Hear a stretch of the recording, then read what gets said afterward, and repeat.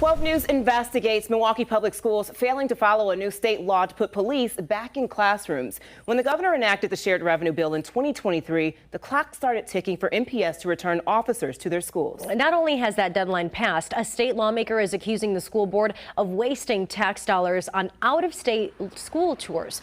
12 News' Kendall Keys is live at MPS headquarters at 52nd and Valide. And Kendall, there will be questions for the school board members at tonight's meeting.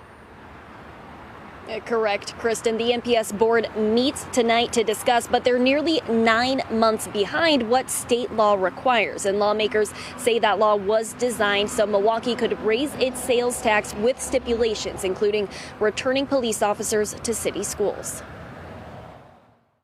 Never in a million years would I've thought the school district would just break the law and just ignore it. Republican Senator John Jagler of Watertown is outraged. He says Milwaukee Public Schools failed to hold up its end of the bargain, the new sales tax caveat that required MPS to have 25 cops in schools by January 2024.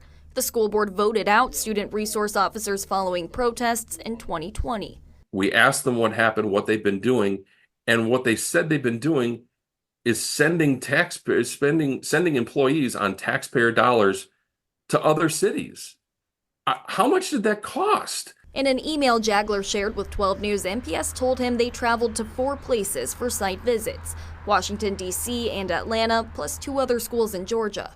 It gave me a lot of insight on how the program should be done in the right way. School board member Henry Leonard at an MPS event Thursday says he was on the Georgia trip. They're older, well-established. I was impressed by what they actually did in their buildings. Was this necessary when the district was in a funding deficit and was under this tight deadline? I think very much so, because there would be no board director would be supporting something that they really were going to go into blind. The police union boss wonders why the school didn't use the previous plan.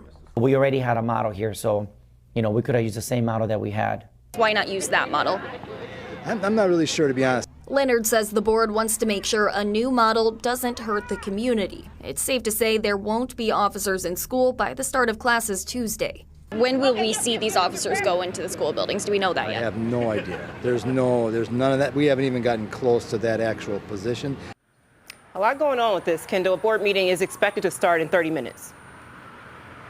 All right, Kristen, and the district promises an update regarding their progress in implementing those school resource officers. The board member I spoke with today, he did address how MPS missed the deadline. We'll have that sound coming up at 6. And 12 News also filed open records requests to find out how much the district spent on those out-of-state visits.